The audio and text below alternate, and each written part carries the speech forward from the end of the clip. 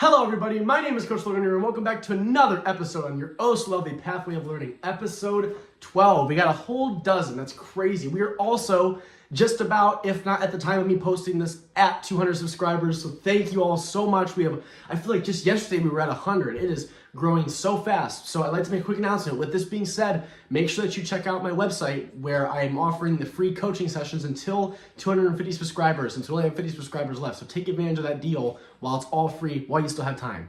So this episode will be me covering the long-awaited release point and the follow-through following the release. This is the biggest part of a lot of people's games that has a lot of errors on top of their arm swing errors. A lot of people tend to have different ways of releasing the bowling ball throughout the entirety of the swing, but one thing that has to remain somewhat constant amongst every bowler is how they're releasing the bowling ball out of their hand. So before I get into the actual physical mechanics that are more optimal to achieve the correct kind of ball roll, we have to think back to earlier in our pathway of learning where I was talking about different means of axis rotation, axis tilt, and the different ways that those affect your ball motion as it's going down the lane. Given that we know how wide the lane is in relation to how long the lane is, we know we don't have to give it a whole lot of rotation, a whole lot of tilt, or really a whole lot of anything because the lane's not wide enough for us to give it too much. Especially when it comes to the kind of equipment that they make now, the balls are just so strong that you don't have to give it a whole lot. So with this being said, you need to relate that into your bowling game to help cater your release to what the lane is asking and what the lane is trying to tell you that it would like to see more often. So there's a very, very common formula that I like to use, super easy, and it is leverage plus rotation equals success. Very, very, very simple formula. So the more leverage you can get underneath the bowling ball means the more room you have to create that rotation. The rotation itself is how you're actually getting that ball out of your hand. And the better off the two of those are in correlation to each other, the more success you're going to find with a more successful ball roll. So firstly, depending on if you throw with a thumb or not will dictate how your hand should actually exit the ball. So for those of you that have a thumb hole, if you are looking to achieve an optimal ball roll, your thumb should exit the holes first, then followed by your fingers, which your fingers are the thing applying the rotation. If you bowl one hand, no thumb, or two-handed, or any other sort of variety that does not use a thumb, there is no thumb exit, meaning you just get to skip that step and just get to apply that rotation with your fingers that you put in the bowling ball. So there's a very, very, very common practice that a lot of coaches like to preach that I believe is incorrect, and there's a much better analogy we could be using. So all of you, I'm sure at some point, have heard someone say, if you're looking to achieve the optimal ball roll, think of shaking somebody's hand. This handshake motion is extremely flawed because if you think of shaking somebody's hand, think of how far around the bowling ball you're getting, right? See how my hand is tilting completely 90 degrees to the side? That means if I bowl, my hand's gonna be super around that bowling ball, and I don't want that because we know how wide that lane is, right? We know we don't have to apply that much rotation on the bowling ball coming out of our hands, so we have to dial that back. So a much better means to think of the proper and more modern day release is to think of Spider-Man. So you know how Spider-Man, when he shoots his web, he goes like this and he shoots a web out? That is what we're looking to do. We don't want to spin the ball on its side. We want to roll the ball. When you think of a Spider-Man motion, you think of how he flicks his arm out like this to shoot his web at things so he can swing around and whatever. And he even makes this exact motion with his hand, which is very similar to how you grip a bowling ball.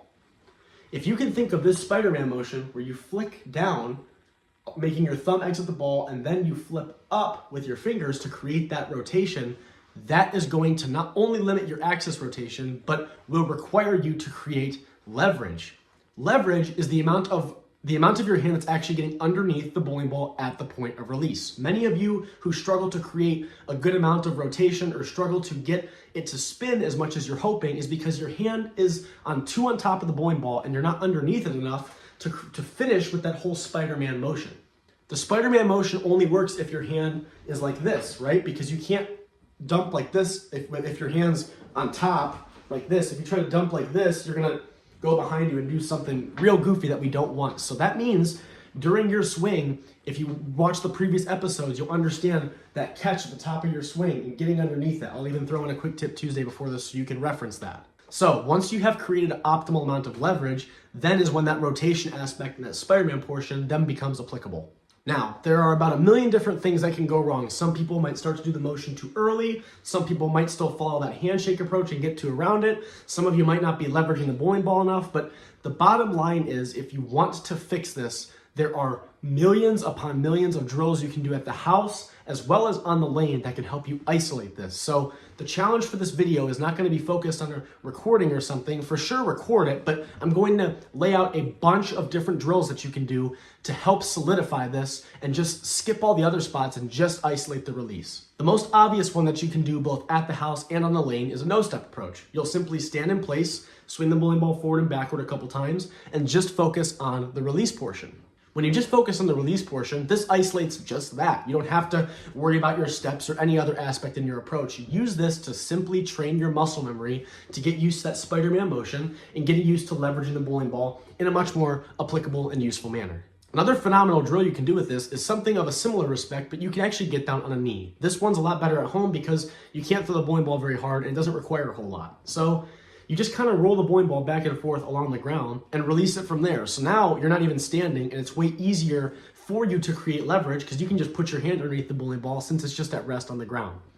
This will help you understand what you should be feeling when it comes time for you to then hop into that no-step drill. Because again, if you are not creating an adequate amount of leverage and never have before, that feeling is going to feel extremely foreign, especially if you're doing that drill where you're sliding it along the ground and your hand is completely underneath the bowling ball the entire way. That's going to feel extremely, extremely different than everything that you felt so far during your time when you've been learning on how to apply rotation to the bowling ball. And the other thing that I would like to hit on is ensuring that you have adequate follow through following the release, of which the no-step drill and another drill I will lay out here shortly will help kind of solidify this concept. A lot of people, and this is probably just about all of you, we tend to focus on keeping ourselves balanced. Now, I always ask the question, what is the point of keeping balance? When you really think about it, if you're balanced and you release the ball and you fall out of balance following that, what disadvantage is that really causing you? When you really think about it, if you stay balanced throughout the entire point the ball's in your hand, after I've released the bowling ball, it doesn't care what I do. I could do a push-up and a jumping jack for all it cares, and the bowling ball will react the same way. However, when you think about it, if I throw a shot and I fall off balance following it and my feet move, I now cannot remember where I was standing. I might not be able to remember what I'm seeing. My eyes will adjust to look at something different based off of where my head's located after the release. And usually once you start to fall off balance, this will eventually spiral out of control to where you're actually losing balance before the bowling ball is out of your hand. So nipping this kind of stuff in the butt now will save it from becoming an even worse habit in the future. So more commonly than not, most of you are going to fall off balance in the direction of hand you bowl with. So righties will fall off balance to the right and lefties will fall off balance to the left.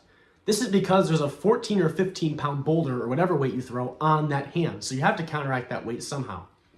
Your balance leg, which is the same leg as the side you bowl on, should flare out, allowing for more of your weight to be distributed on the opposite side of your body than the arm you bowl with, thus balancing that boulder that you have as you're swinging it. Again, I probably covered a lot of this in the last video, same with the airplane landing. You just have to think of it coming into a stop, allowing your gravity to go toward the ground and ease up into that. That kind of promotes that slide step and power step and everything, all that stuff I talked about in the last episode. Again, all this stuff flows so perfectly together. So the drill you can do with this obviously is a no step. Not only will this work on your release, but also allow you to just start in that ending finishing position where you have balance and make sure that you can get used to what it feels like. On top of this, there's another drill at the house you can do called Ghost, where you just throw without a bowling ball.